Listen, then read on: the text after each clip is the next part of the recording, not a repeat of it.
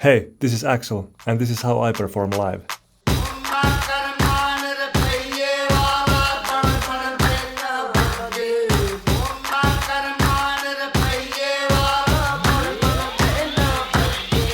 Hey, what's up guys? It's Axel Thesleff here. Welcome to the studio.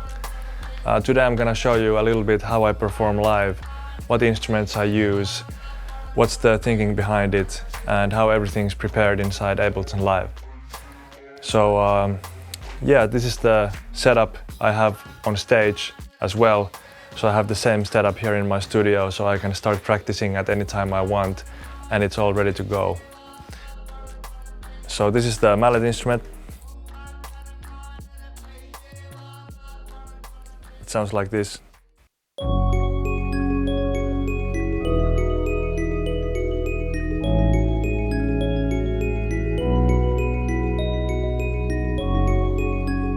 I can play any type of percussive sound with it that has a steady decay, you know, like bell sounds, string sounds, even synth sounds, or even 808 bass sounds. This is the keytar. It's wireless, so I can just grab it.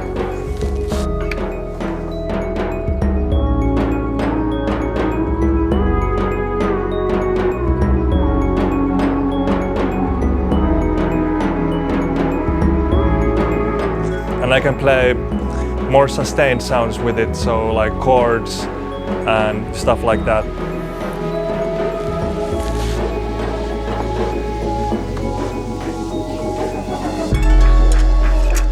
This is the drum pad. It's pretty self-explanatory. I can play drum sounds with it like this.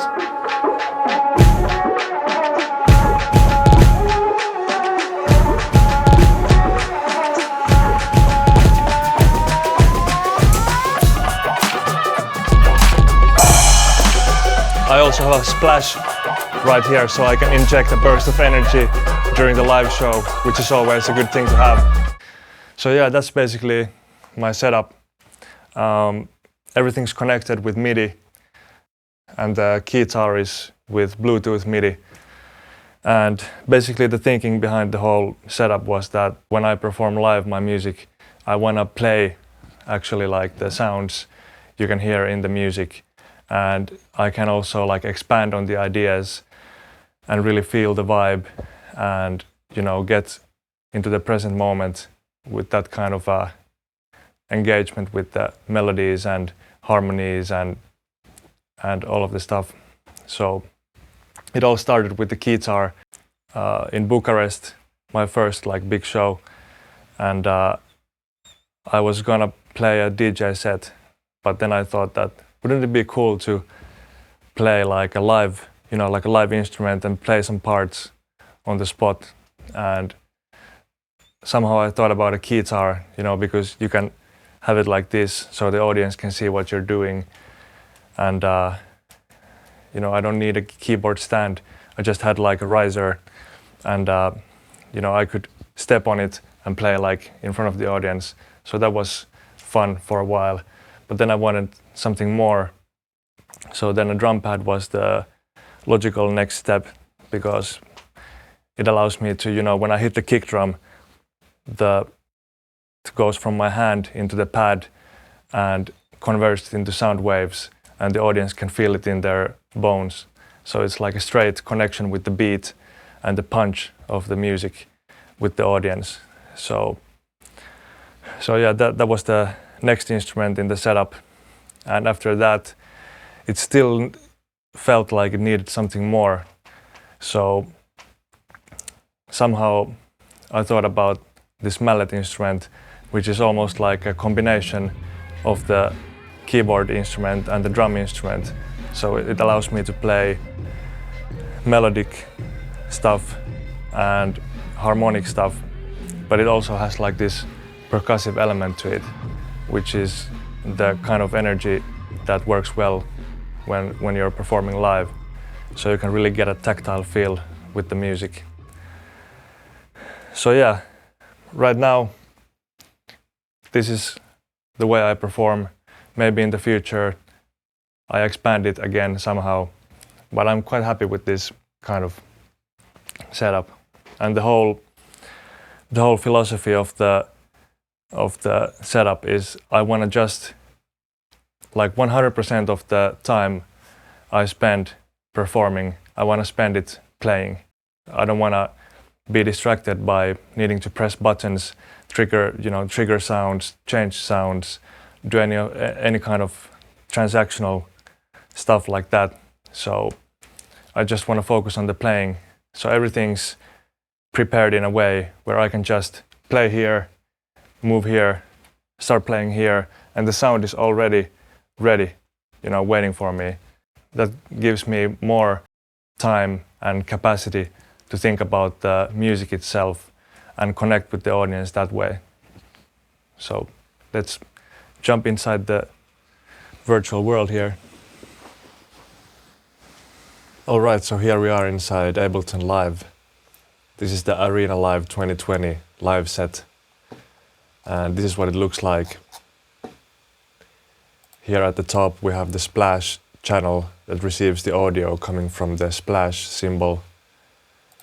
This is the MIDI track, which is the track that is enabled during the live show, and it receives all the MIDI from the different MIDI instruments, and that channel is feeding the MIDI signal to the sounds that I'm playing.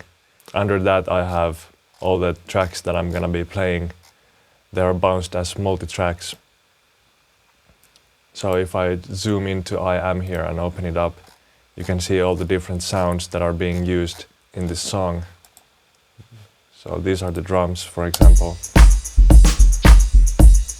I can solo whatever I want. Bass, the synths.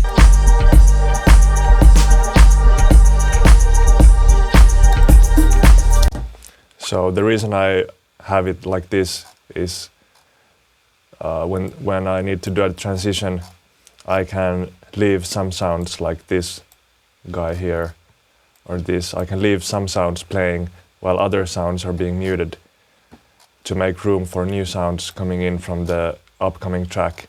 So for example here, the next track comes in with a kick here. So I'm only bringing the kick from the next track.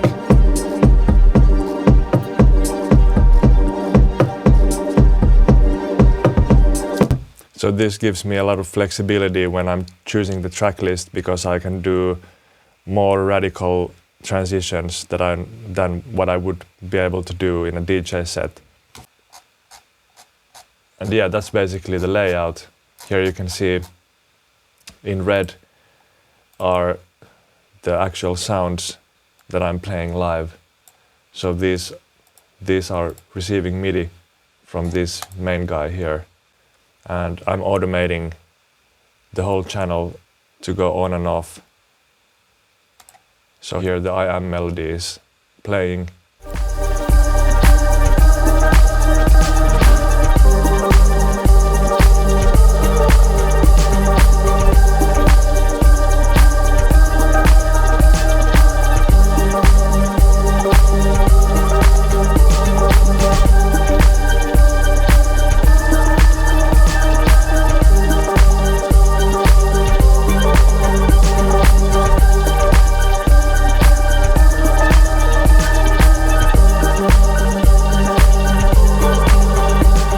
Turns off.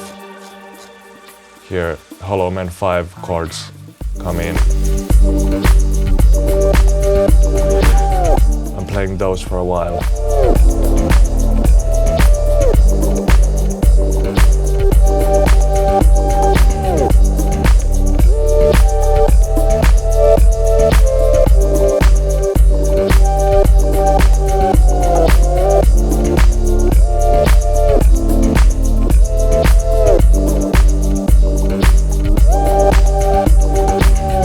Then it goes into this synth sound.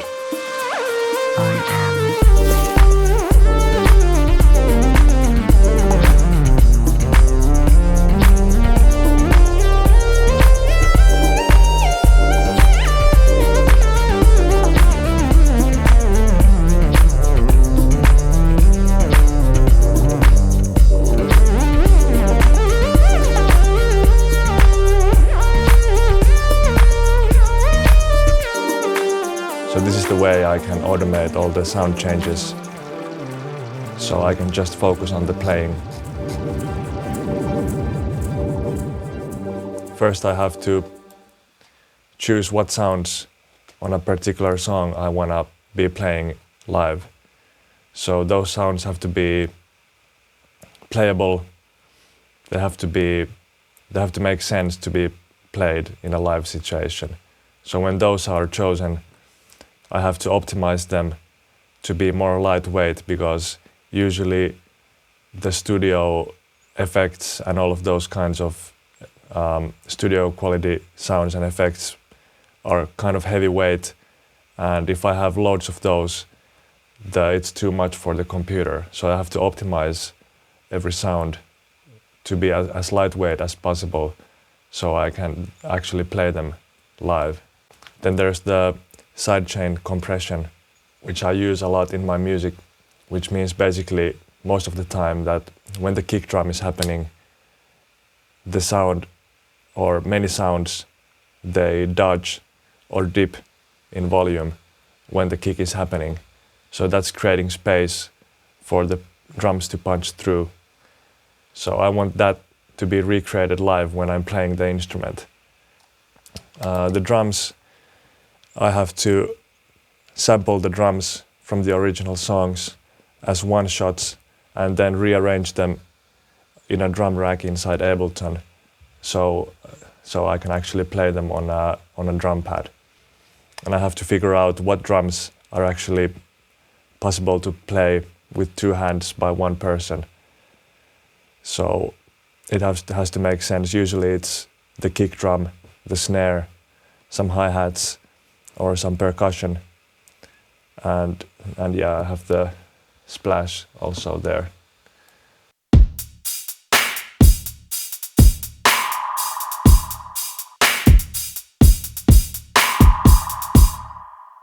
So these are the drums in echo. Here the kick drum is here, the snare is next to it here, and these two are the hi-hats. And up here is a snare with a spring delay.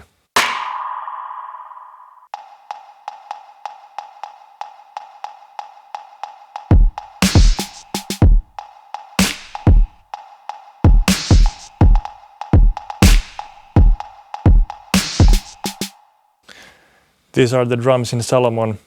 So the kick and the snare are in the same place as in echo. But right here we have a percussion sound. Here we have an extra snare drum. And this is a 808 snare, like a fill sound.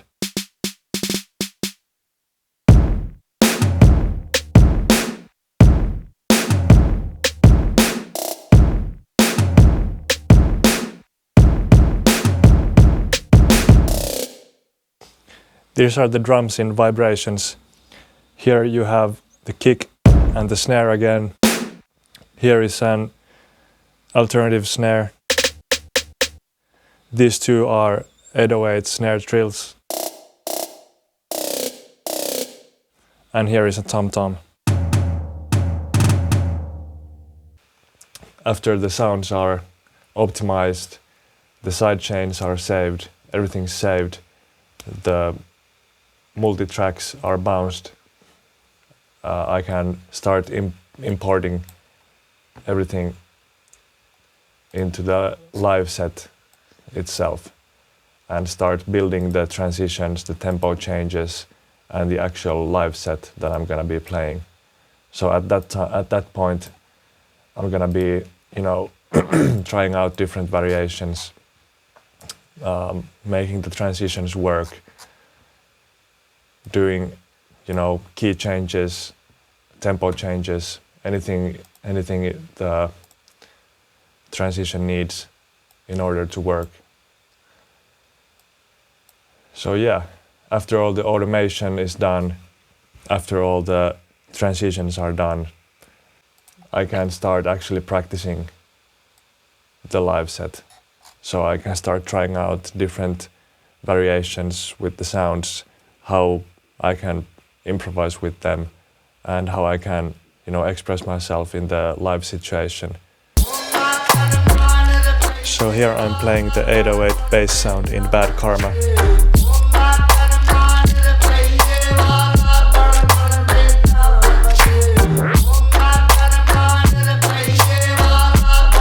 I'm free to change it up any way I want.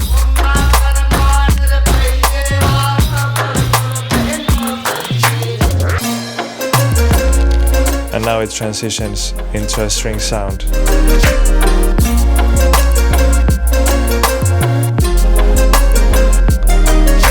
I can also make variations here.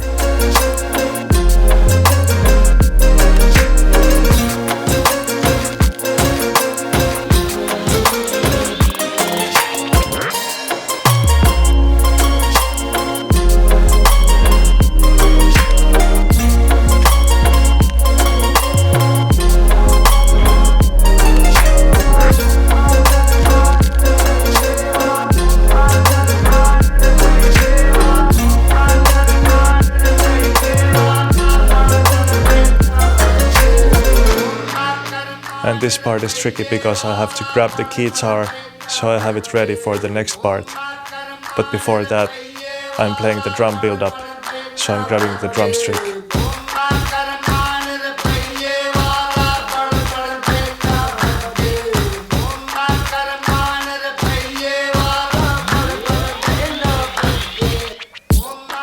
So now I can play the same bass sound as before, but this time I'm playing it with a different instrument.